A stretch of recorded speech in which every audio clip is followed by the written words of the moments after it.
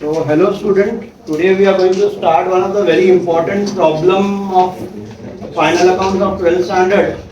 Sapre and Atre are partners sharing profit and losses equally. Underline that word equally. सबसे पहला हमेशा profit sharing ratio underline करना है. आगे from the following trial balance and from the following trial balance and adjustment prepare a trading profit and loss account for the year ended 31st March 2019 and the balance sheet as on that date. Debtor, sundry debtor. ये debtor कहाँ जाएगा? Asset. Do the marking please. Debtor कहाँ जाएगा? Asset. Purchase, trading, return. ये कौन सा return है? Sales वाला रिटर्न है. डेबिट में जो आएगा वो सेल्स रिटर्न रहेगा, क्रेडिट में जो आएगा वो परचेस रिटर्न रहेगा. ओपनिंग स्टॉक कहाँ जाएगा? Trading. Land and building asset. Carriage trading. Rent rates and taxes PNL. Drawing partners capital में जाएगा. Salaries PNL. Bad debts PNL. Machinery asset. अब मशीनरी में ज्यादा इंपॉर्टेंट मार्क करना बिकॉज ये वन ऑफ द एक बेस्ट एडजस्टमेंट में से आता है. मतलब ये हिडन, थोड़ा हिडन बोलेंगे, हिडन तो नहीं बोलेंगे, वो पार्ट वाला ये डेप्रिसिएशन का कॉन्सेप्ट है फ्राइजेसी का. एडवर्टाइजमेंट कहाँ जाएगा? PNL. Provident fund investment. Provident fund investment mark investment. मैं थोड़ी देर में इसी के ऊपर एक डिटेल एक्सप्लेनेशन दूंगा. आगे सेल्स. सेल्स कहाँ जाएगा? Trading. Sundry creditor liability. Sundry income PNL credit side. Capital partners capital. Provident fund mark down liability. Sales return purchase return है ये, माइनस ट्रेडिंग लिखो. Commission pre receive. Commission pre receive ये कहाँ जाएगा? Commission pre receive. Pre receive का मतलब क्या हुआ मालूम है? प्रीपेड. और इनकम अगर प्रीपेड में आया, पहली बात तो क्रेडिट की चीज एसेट में कभी नहीं जाती है, तो ये कहाँ जाएगा? Liability side.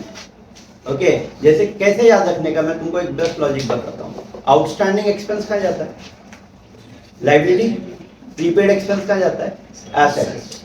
प्रीपेड एक्सपेंसेस कहाँ जाता है? एसेट. ये कौन सा केस है एक्सपेंस का केस? इनकम इसका एग्जैक्टली ऑपोजिट है.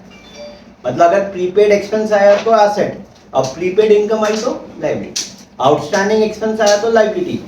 ओके आउटस्टैंडिंग एक्सपेंस आया तो लायबिलिटी, लेकिन अगर आउटस्टैंडिंग इनकम आई तो एसेट. समझा क्या बोला मैंने? एक बार लिख के बताता हूँ. ओके ज्यादा बेटर रहेगा. This is your balance sheet. Yes, everyone agree? This is your liability side. This is your asset side. बराबर है? Prepaid expense आता तो हम कहाँ लिखते हैं? We have done even in the classification part वाले में. Prepaid expenses. अब it can be insurance, prepaid insurance आया तो यहाँ लिखते हैं ना हम लोग. और outstanding expense आया तो कहाँ लिखते हैं? यहाँ लिखते हैं. बराबर है? अंदर liability है क्योंकि देना है. ओके तो ये हो गया. फिर उसके बाद नेक्स्ट अब इनकम आया. इनकम के केस में it should be what? Opposite. क्या? आउटस्टैंडिंग इनकम आई तो कहाँ जाएगा? ये कॉन्सेप्ट हम लोग डिटेल में करेंगे ना chapter called as NPO. NPO में आउटस्टैंडिंग प्रीपेड एक्सपेंस इनकम यही है. तो आउटस्टैंडिंग इनकम आएगी तो कहाँ जाएगा? एसेट. मतलब ऐसी इनकम जो मिलने वाली है. और इनकम अगर एडवांस में मिल गई, जैसे अभी तुम लोग 12th स्टैंडर्ड में तुमने मुझे क्या किया? 11th में ही 12 की फीस पे कर दिया. तो when you were there in FIGC for me it was a liability, क्योंकि मैंने तुमको 12 पढ़ाना नहीं चालू किया. हाँ, the day when I start teaching you 12th standard my liability will end. Okay so यहाँ पे क्या आएगा? Income received in advance. Income received in advance बोलो, या इसका दूसरा नाम है प्री रिसीव इनकम. क्या है? Pre receive income. ये कमीशन क्या है? प्री रिसीव है. तो प्री रिसीव कमीशन में तो कहाँ जाएगा? Naturally liability. ठीक है? ओके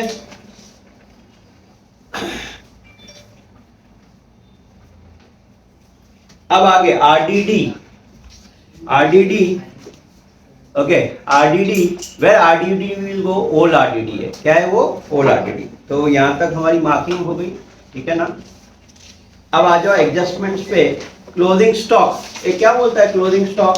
क्लोजिंग स्टॉक क्या रहेगा? कहाँ जाएगा? एक आता है ट्रेडिंग के क्रेडिट में, दूसरा बैलेंस शीट एसेट्स है. Depreciate land and building and plant and machinery. Land building और प्लांट एंड मशीनरी पे टिक मार्क करो. Provision for bad debts at 5% debtors on data then the value of 1000 will be written off. Data पे दो बार टिक mark करो. Good was rupees 3000 were sold and was found, but no entry was found in the books of account. Unrecorded sales है, sales पे tick mark करो. Sales पे और data पे tick mark करो. तो data पे 3 adjustment हो गया. Outstanding carriage पे टिक मार्क करो. 8000 goods were purchased on 31st March and were included in closing stock and was not recorded in the books of account. Purchase और creditors पे tick mark करो. Tick mark on purchase and tick mark on credit. Tick mark on purchase and tick mark on credit. So let's begin with your format is ready. लेकिन उससे पहले let me explain you the concept of provident fund.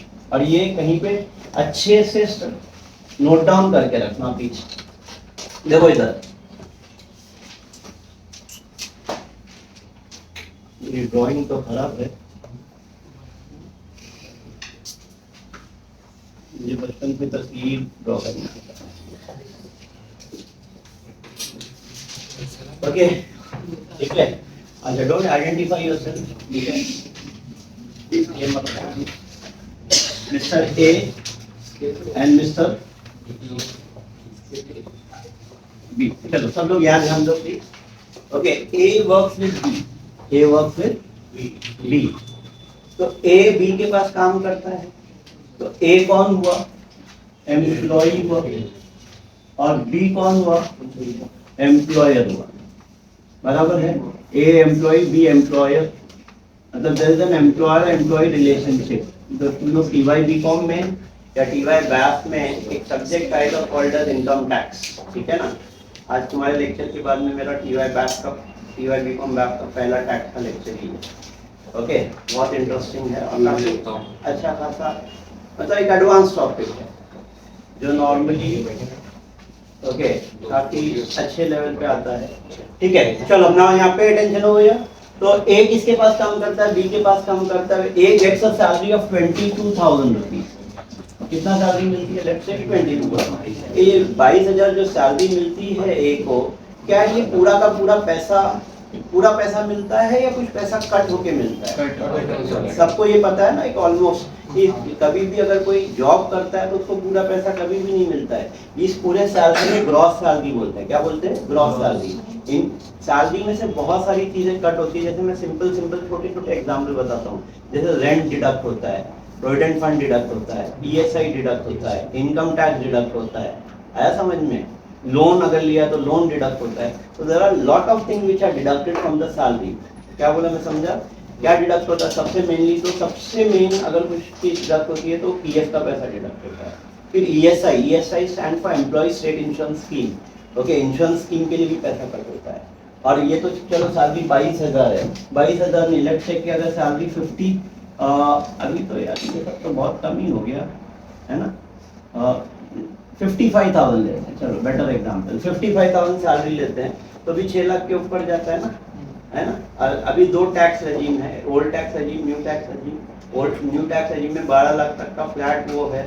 Okay ना. और उस पर लेकिन कोई deduction नहीं है. ओल्ड टैक्स रेजिम पे जाते हैं तो नॉर्मली 2.5 लाख तक का एक एग्जेम्पशन है इंडिविजुअल. 2.5 लाख तक की इनकम आती है तो कोई टैक्स नहीं. 2.5 लाख के ऊपर जाती है तो you have to pay taxes to government of India. है ना. तो अगर 55,000 करेंगे तो डेफिनेटली 2.5 लाख के ऊपर ही जाएगी. हम let's take old tax regime वाला हिसाब है.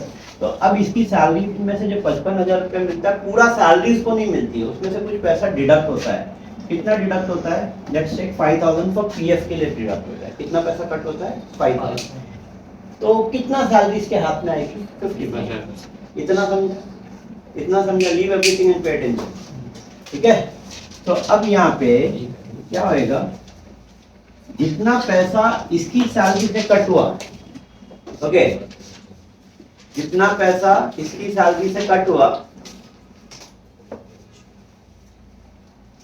ओके जितना पैसा इसकी सैलरी से कट हुआ उतना ही पैसा फुरकान कौन देगा मालूम है? बीबी देगा. मतलब the employer will also match that amount. तो डोंट यू थिंक सो ये फ्री में मिल रहा है? अपनी सैलरी से तो कट हुआ है, हमारा ही पैसा फ्यूचर में हमको वापस मिलेगा, ये समझ में आता है. लेकिन उतना ही पैसा एम्प्लॉयर भी देगा. उतना ही पैसा कौन देगा? एम्प्लॉयर. ये आपकी मैच 10 अमाउंट. तो कितना पैसा जमा हुआ? 10,000 एक महीने का इंटू 12 महीना कितना होता है? 1,20,000 इंटू 10 साल कितना होता है? 12 लाख इंटू और 20 साल कितना होता है 36 लाख, बराबर ना। ये सॉरी ये 12 हुआ ना, तो इंटू और 20 साल नहीं है, एक्चुअली मैं सीधा सीधा ऐसा कर लेता हूँ, इंटू 30 इयर्स कर लेता हूँ, क्योंकि नॉर्मली एक एम्प्लॉय 30 इयर्स तक 25 से 30 साल काम करता है, तो 36 लाख, बराबर ना, 36 लाख। तो बोलने का मतलब क्या, रफली कितना पैसा जमा हो रहा है, 30-35 लाख। अच्छा ये सोचो, ये तो इसकी सैलरी सिर्फ 55 है, तो 5000 कट हो रहा है, किसी की सैलरी 1.5-2 लाख रुपया है, 10,000 डिडक्ट हो रहा है, ओके, तो एम्प्लॉयर भी 10 दे रहा है, तो लाखों करोड़ों में पैसा जमा हो जाता है। So the employ normally retires very rich. जो अच्छे पोस्ट पे ना, वो लोग सीरियसली बहुत रिच होके रिटायर होते हैं, okay, those who are at a very big post. तुम इमेजिन कर सकते हैं किसी को सैलरीज क्या मिलती होगी, ओके, आज के टाइम पे अगर कोई नॉर्मल लेवल पे भी है, ओके, 60,000। मेरे कितने स्टूडेंट लोग को 3-4 लाख रुपया महीने की तनख्वाह,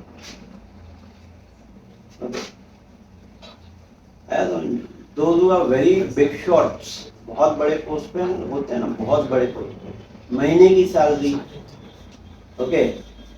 मैंने यार ये पता है IIM सुना तुमने, IIM, those who do MBA from IIM, okay, उनको सैलरीज कितने में मिलती है पता है, उसकी सैलरी कहाँ से चालू होती है, जब उन लोग, तुमने जैसे 3 इडियट मूवी में देखा है, कैंपस प्लेसमेंट आता है, इंटरव्यू के लिए आते हैं ना, जॉब के लिए, बराबर है। तो ये जो IIM में से जो पढ़ाई करते हैं ना, तो बड़ी बड़ी कंपनीज वाले पहले ही आ जाते हैं और बोलते हैं तुम हमारे पास काम करो, पहले ही सिलेक्शन कर लेते हैं। उनकी सैलरी सोच सकते हो कहाँ तक होगी, साल का पैकेज, एनीवन, एनी गेसेस? 70 क्या, 70,000, 1.2 CR। Very good. अब इन CR में शुरू होती है, करोड़ में, ओके, करोड़ में चालू होता है पैकेज। या ब्रेन्स, ये जितने भी है ना, सब जो एप्स तुम ये देखते हो ना, ओला, उबेर, या तुम्हारा ये सब बड़ी बड़ी कंपनी, अभी वो कौन है, वो ये जो ओयो का माइक बनाता है, मतलब ये हेडफोन्स वगैरह, क्या नाम है उसका, तो शार्क टैंक में आता है, बोट का, वो क्या है, वो भी तो IIM से पढ़ा हुआ है, ओके। तो ये लोग ब्रेन्स होते हैं, इनको कैसे नई कंपनी स्टार्ट करना है, कैसे बिजनेस को रन करना है, ऐसे बड़े बड़े वेंचर्स करते हैं। तो इसके लिए ऐसे लोगों को जितनी भी बिग शॉट कंपनी होती है वो सीधा उठा सकती है, ओके, क्योंकि ये अगर करोड़ में इनको सैलरी दे रहे हैं तो ये कई करोड़ कमा के देते हैं, मतलब एक बिजनेस मॉडल सेट करके देते हैं, मतलब ऐसा उनको ट्रेंड किया जाता है, ओके। चल जाने तो मैं कहीं और चला जाऊंगा, उससे पहले इन वर्ल्ड में जो टॉप मोस्ट पोजीशन है ना बड़ी बड़ी कंपनीज में, they are all normally Indians. Do you know this? We are said to be one of the brainiest people on the earth. शायद नहीं मालूम होगा। चल यहाँ पे, यहाँ आ जाओ। हमको ऐसा लगता है गोरे लोग हमसे ज्यादा स्मार्ट है, बिल्कुल भी नहीं है एक्चुअली। हाँ, थोड़ी कुछ कमियां हैं वो अलग बात है, नहीं तो हम बहुत कुछ कर सकते हैं। ये आ गया सबको समझ में? Is it clear what I am saying? तो जितना पैसा एम्प्लॉय की सैलरी से डिडक्ट होएगा उतना ही पैसा एम्प्लॉयर देगा। तो ये पैसा जो है, तो जो 36 लाख जमा हुआ, अब ये 36 लाख या 10 लाख एक कबर्ड है, मैंने ये 10 लाख रुपया डाल दिया, तो 30 साल बाद निकालूंगा तो क्या होएगा? वो 10 लाख 20 लाख हो जाएगा, या 40 लाख हो जाएगा, या 10 लाख 2 लाख हो जाएगा, क्या होएगा? वैसे के वैसे ही रहेगा।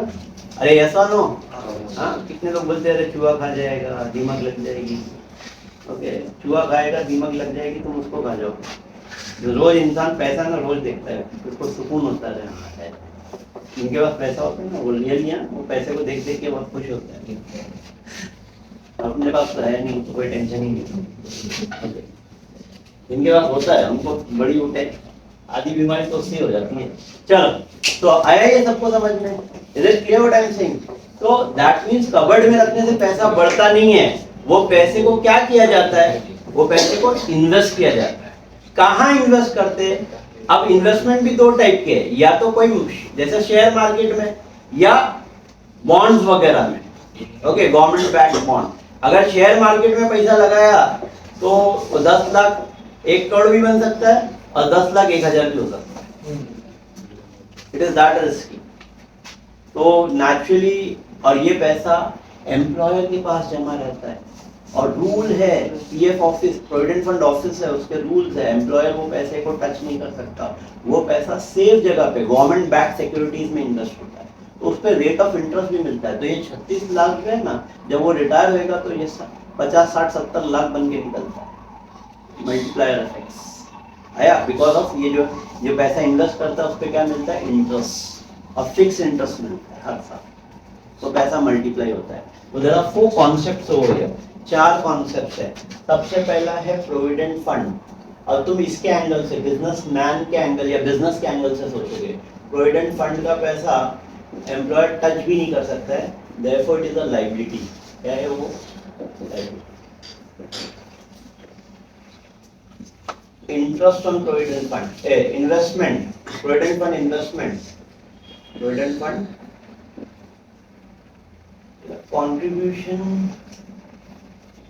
to provident fund, contribution to PF provident fund, ये कहाँ जाएगा? याद है 5 इसकी सैलरी से कट हुआ, 5 इसने भी दिया, तो जो इसने भी दिया तो वो कहाँ जाएगा? contribution to provident fund will go where? P&L के डेबिट साइड, क्योंकि एक्सपेंस है, बिजनेस के लिए क्या है? एक्सपेंस, तो P&L के डेबिट साइड में। प्रोविडेंट फंड लायबिलिटी है, provident fund investment, provident fund investment, investment word आ गया तो नेचुरली क्या रहेगा? एसेट, और इस पे इंटरेस्ट मिलता है, इन्वेस्ट करेंगे तो क्या मिलेगा? इंटरेस्ट। तो there are 4 concept to it. Interest on PF कहाँ जाएगा? इंटरेस्ट मिलेगा तो, इंटरेस्ट मिलेगा तो कहाँ जाएगा बाबा? Interest receive on provident fund investment कहाँ जाएगा? ओके, कहाँ जाएगा? पीएनएल के क्रेडिट साइड। कोई भी कॉमन एक स्टूडेंट ये सोचता है ना, तो उसको यही लगता है, और वो यही गलती भी करके आता है एग्जाम में, interest on provident fund, okay ना, उसको लगता है इनकम है और प्रोविडेंट पीएनएल के क्रेडिट में रहते हैं। लेकिन मैंने अभी थोड़ी देर पहले बताया कि जैसे ये जो इस पे इंटरेस्ट मिलता है ना, वो भी वापस से री इन्वेस्ट हो जाता है। मतलब हर साल 10,000 रुपये कटेगा, हर साल 10,000 रुपये, मान लो 2,000 रुपये इंटरेस्ट मिला, तो नेक्स्ट ईयर जब इन्वेस्ट होगा तो 10,000 प्लस 2,000 12,000, फिर नेक्स्ट ईयर जो है सपोज करो 10,000 प्लस 2,500 रुपये इंटरेस्ट मिला, तो वो पूरा मिला के मतलब हर साल जो भी पैसा हटता है वो प्लस द इंटरेस्ट गेट्स री इन्वेस्टेड। तो ये इंटरेस्ट को भी हम टच नहीं कर सकते, तो ये पैसा हमारा प्रोविडेंट फंड में ऐड होता है। कहाँ ऐड होता है? Add to provident fund, add to provident fund में इसको ऐड बैक कर देने का, तो ये पैसे को टच नहीं कर सकते। ओके, तो this is the accounting treatment, और ये फाइनल अकाउंट का one of the very very important है, तो मेरा इंपॉर्टेंट मार्क ये, ठीक है ना? Copy 10 please.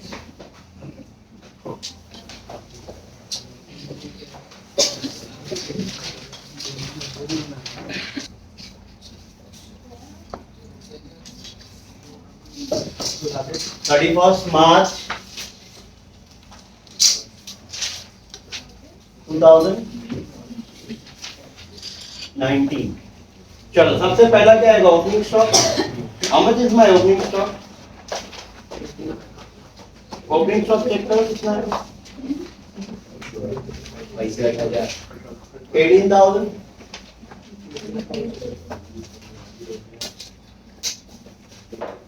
अच्छा, ये बस परचेज सेल्स दोनों पे एडजस्टमेंट है।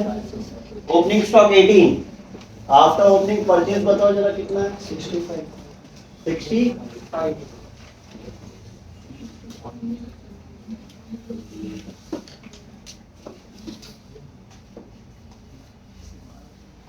Less returns. कितना है रिटर्न? 1500, 63,500, और एक एडजस्टमेंट है सेम में, वो ये सेल्स बाय सेल्स। सेल्स कितना है मेरा? 85,000। सेल्स रिटर्न कितना है? How much is my return? 800 rupees.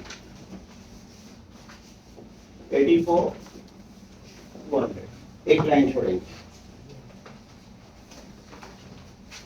Balance sheet as on which date it is?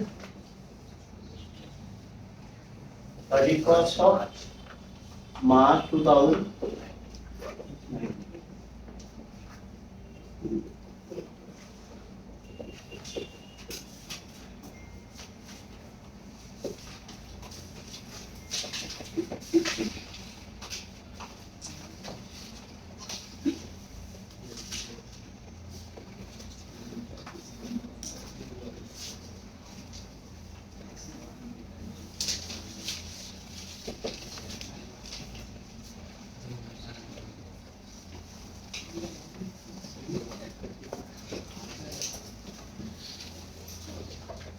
तो now let's begin with Sunday data. ये डेटा सीखने से पहले क्या लिखना पड़ेगा? लैंड एंड बिल्डिंग है क्या?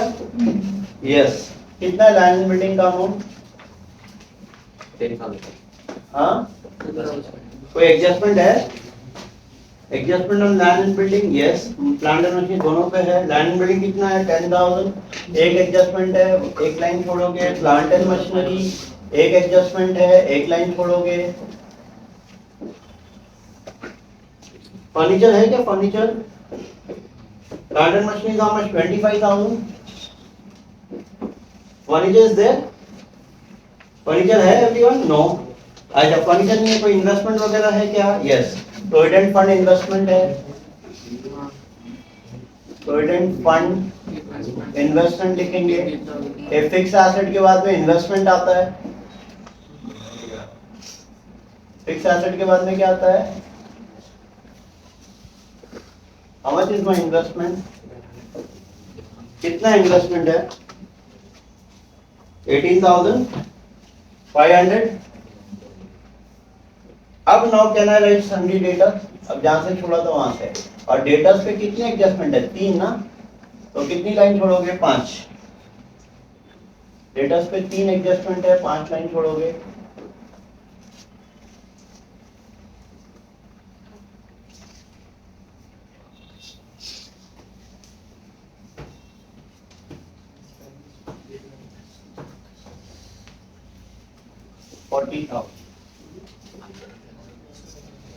ये हो गया, डेटास हो गया, परचेज हो गया, रिटर्न हो गया, ओपनिंग स्टॉक हो गया, लैंड हो गया, कैरेज। कैरेज पे भी एडजस्टमेंट है।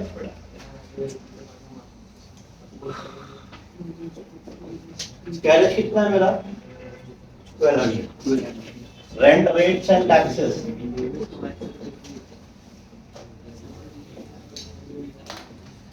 रेंट रेट्स एंड टैक्सेस कितना? 1000। ड्राइंग कहाँ जाएगा? ड्राइंग पार्टनर्स कैपिटल अकाउंट के डेबिट साइड में। And who are your partners? कौन कौन है? Sapre and Atre.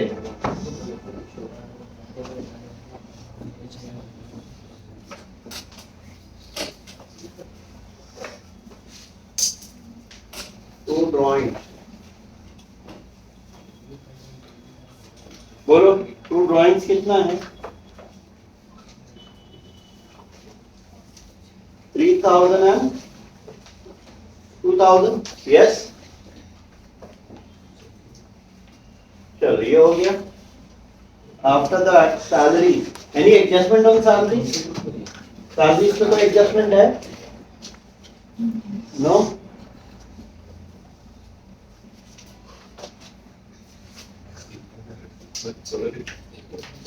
To salary. Okay, two salary. कितना सैलरी? 3,200। बैड डेप्थ का पूरा फॉर्मूला आएगा। Bed depth, how much is bed depth? 1,000। Add for the latter, add new RDD less old RDD. So batters is over, machinery is over. Advertisement, any adjustment on advertisement? कितना है मेरा advertisement 4000. My debit side is over. Let's come to the credit side. Sales हो गया. Sundry creditor पे भी adjustment है. कितना है क्रेडिटर मेरा 23. सन्ड्री इनकम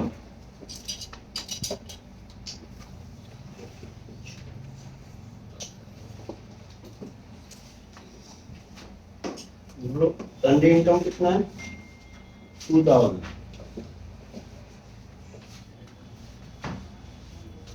कल नीट का रिजल्ट आया. Our class has got 10% result for the NEET exam. Okay, मतलब हमारे जितने स्टूडेंट थे, they all got selected for the NEET, and now they will be pursuing their medical studies. और ये पिछले 3-4 साल से ऑलमोस्ट फुल रिजल्ट ही आ रहा है, जो कि पेपर बहुत एक्सट्रीमली टफ, बहुत ही लीक होने के लिए.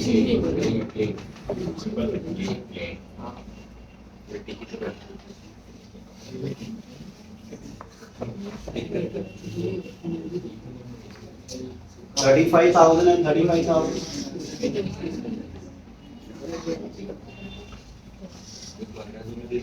प्रोविडेंट फंड हो गया, रिटर्न हो गया, कमीशन प्री रिसीव. ये कमीशन प्री रिसीव कहाँ जाएगा?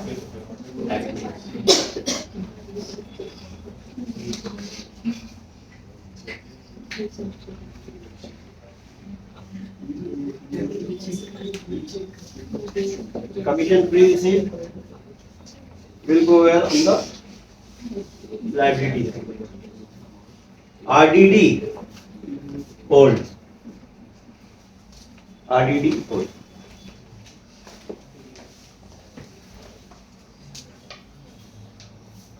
Adjustment number 1. क्या बोल रहा है एडजस्टमेंट नंबर 1? क्लोजिंग स्टॉक है. कितना है मेरा क्लोजिंग स्टॉक? 23,000. कहाँ जाएगा? एक इफेक्ट ट्रेडिंग की क्रेडिट साइड में.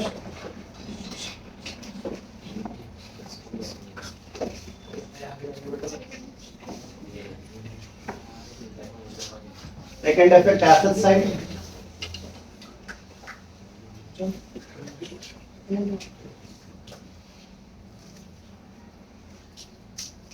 आगे depreciate land and building by 5% and machinery by 10%.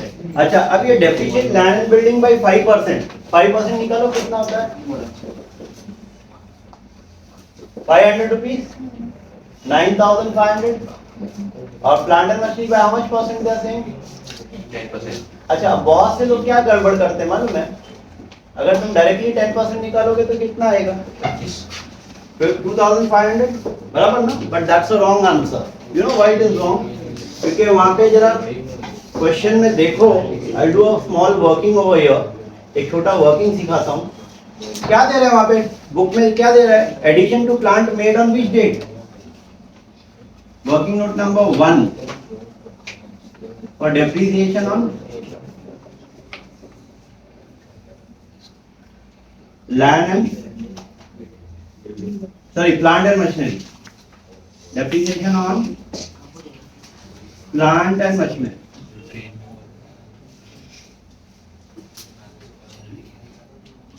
कितना प्लांट एंड मशीनरी? 25,000 है. इसके कितने पार्ट? 2 पार्ट. ओके, क्या दे रहे हैं वहां? एडिशन है ना, something addition on 1 October. 1 October 2018. कितना एडिशन है? How much is the addition? 10,000. Okay, ये आया ओल्ड, सॉरी न्यू. अब यहाँ ओल्ड वैल्यू कहां से चालू होगी? Old value will start from 1 अप्रैल. ये ईयर देखने का. यहाँ 19 है तो यहाँ क्या आएगा? 18. वापस बोल रहा हूँ, यहाँ 19 है तो यहाँ क्या आएगा? 18. मतलब हमारा साल शुरू हुआ ऑन 1 अप्रैल 2018 को, खत्म हो रहा है 2019 को. तो अगर टोटल वैल्यू ऑफ मशीनरी हमारे पास जो है वो 25,000 की है, 25,000 में से 10,000 की ये न्यू, कभी भी ये जो एडिशन देता है ना, ये न्यू वैल्यू, ये न्यू मशीन है. This is new machine. तो ये क्या रहेगी? ओल्ड. तो कैसे निकालते हैं ओल्ड? 25 माइनस 10 तो क्या बन जाएगा? 15,000. डेप्रिसिएशन का परसेंटेज 10 है ओल्ड पे पूरे साल का, ओल्ड पे पूरे साल का, तो कितना आएगा 1500। और न्यू पे इंटू 10/100, मैंने लास्ट लेक्चर में भी डिस्कस किया था, ये जो परसेंटेज वाली चीजें होती है, they are normally time concept, और टाइम कॉन्सेप्ट जहां आ गया उसको पकड़ के अपने ईयर एंड से मैच करने का। और जिन लोगों ने लास्ट ईयर एफआईजीसी में डेप्रिसिएशन चैप्टर किया था तो उनको तो आता ही होगा, अक्टूबर, नवंबर, दिसंबर, जनवरी, फरवरी, मार्च, 6 महीने, तो ये सिर्फ 6 महीना यूज है, तो इंटू 6/12 10 10 10 10 6 1 2 और ये 500, क्या आ रहा है 500। टीडी, टीडी मतलब टोटल डेप्रिसिएशन, कितना आएगा टोटल डेप्रिसिएशन 2000, 1500 प्लस 500 दोनों को ऐड करेंगे तो कितना आएगा 2000, ऐसे निकालोगे तो कितना आएगा 2500। तो जिसने भी 2500 निकाला वो रॉन्ग है, और 2000 ये correct answer.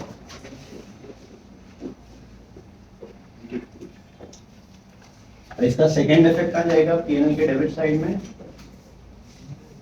To depreciation, copy this working to depreciation on and on land and building, कितना land and building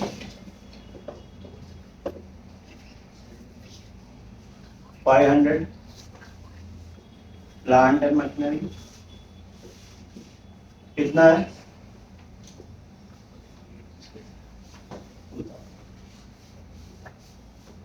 लिस्ट लिया प्लीज।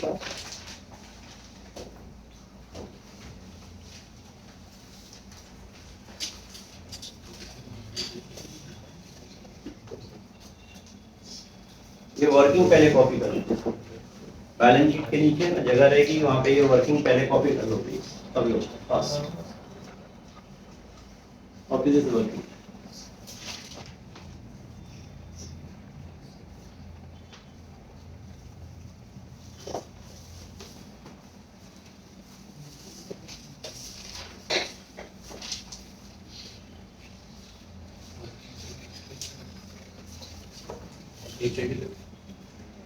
बैलेंस शीट के नीचे थोड़ी जगह होती है ना, वहां अगर जगह है तो, नहीं है तो ना ऐसे पे, नहीं तो मार्जिन के ऊपर भी कर सकते हो।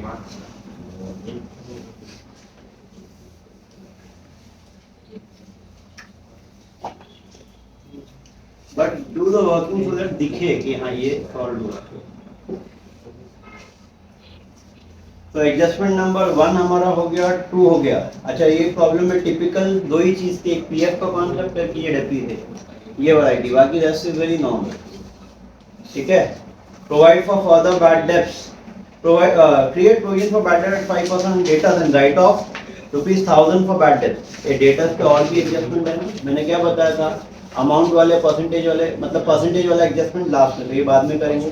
फिर good worth ₹3,000 sold and no entry was found in the book. ए माल बेचा, माल बेचा और रिकॉर्ड नहीं किया, क्या बोलते हैं इसको हम लोग, अनरिकॉर्डेड सेल्स। अनरिकॉर्डेड सेल्स मतलब अगर रिकॉर्ड करेंगे तो मेरा सेल्स भी बढ़ेगा और मेरा डेटा भी बढ़ेगा, तो add to sales, add to data.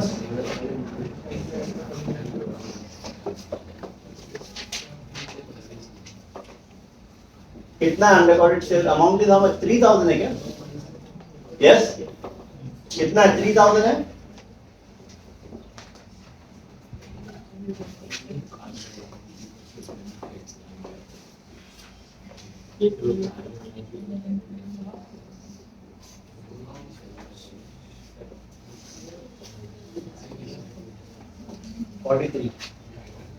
Unrecorded sales 3000। फिर आउटस्टैंडिंग कैरेज, कैरेज में एक कैरेज हमने आउटर कॉलम में लिख दिया, प्लीज इनर कॉलम में होना चाहिए। ऐड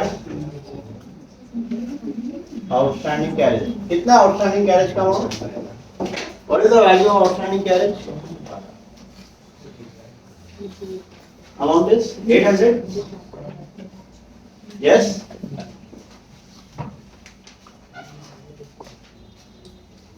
800 है या 500 है, 500 है।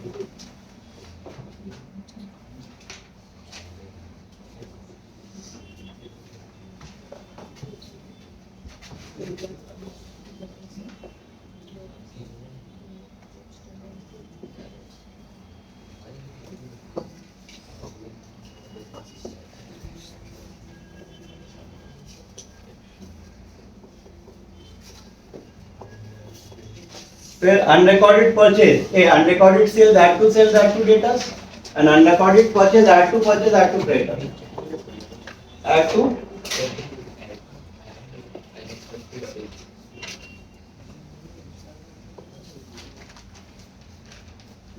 कितना अमाउंट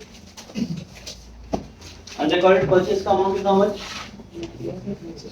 8,000 ना is it 8,000 है 71,500 और क्रेडिटर में ऐड करेंगे add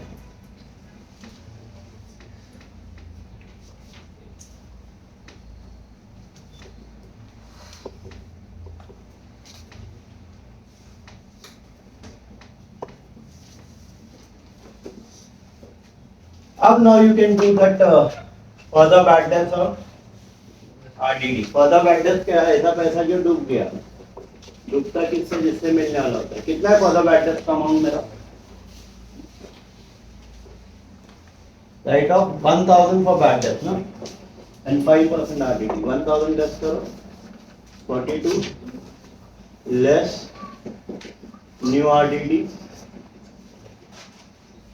5%.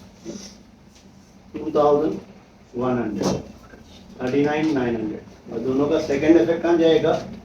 where the second effect will go 1,000 और ये न्यू आरडीडी कितना है 2,100. अब इसमें से 4,100 में से 3,700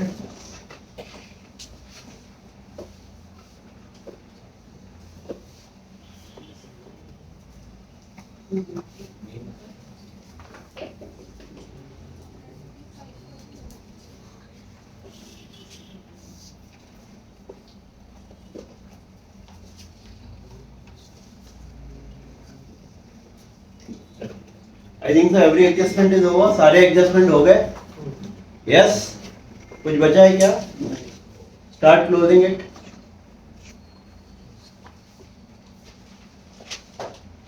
One lakh 10,200.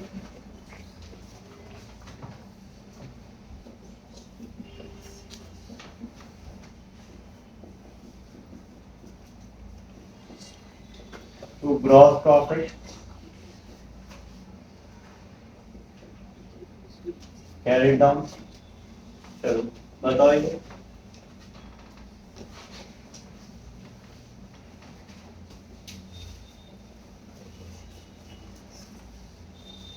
$89,500 दोनों को ऐड करके 17,000 $90,500 91,200 91,200 आ रहा है टोटल 91,200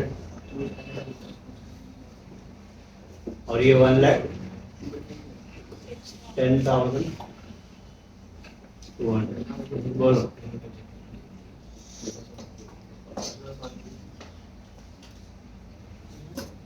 19,000 आंसर है यस ओके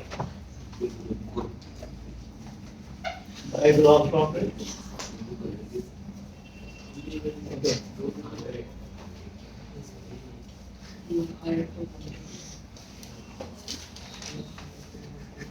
चल ये हो गया अब इसके बाद माइनस करो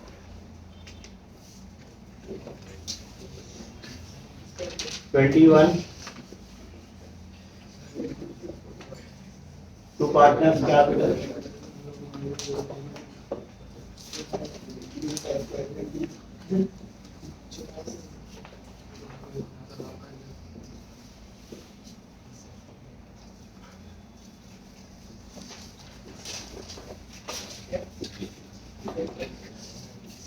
ओके बोलो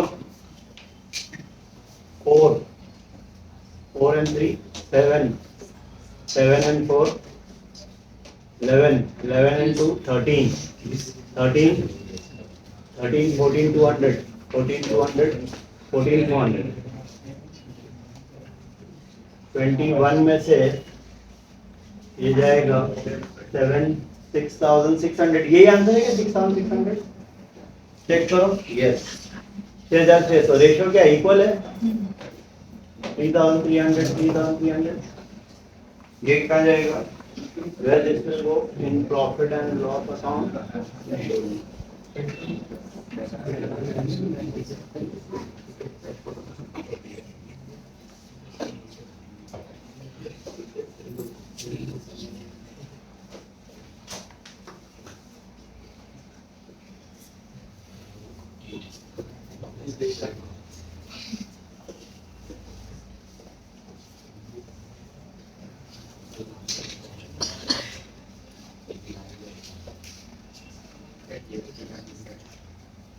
Okay, to balance write it down.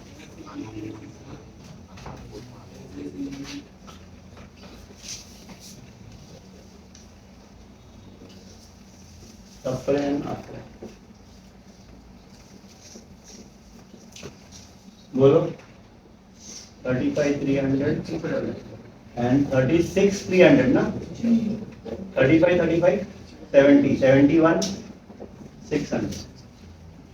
71 ये 1 lakh 2,600 1 lakh 2,600 1 lakh 2,600 यहाँ तक का टोटल आया ये 1,300 रुपया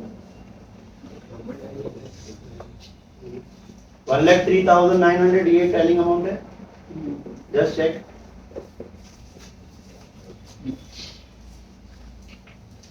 Hmm?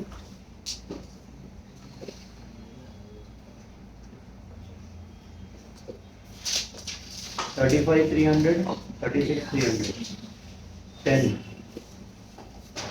31.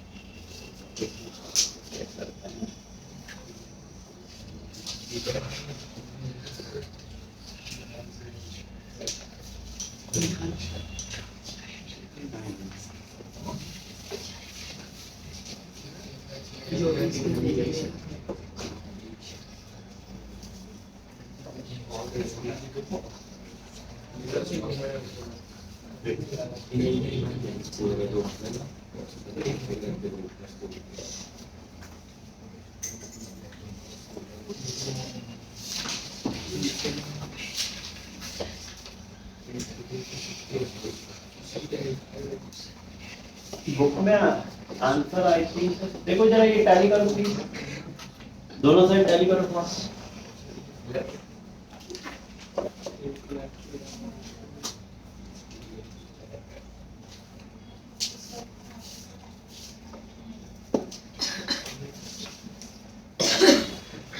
टैली दिस वाज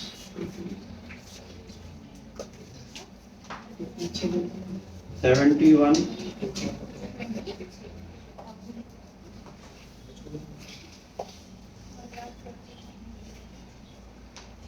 कितना आ रहा है हाँ लाइबिलिटी साइड का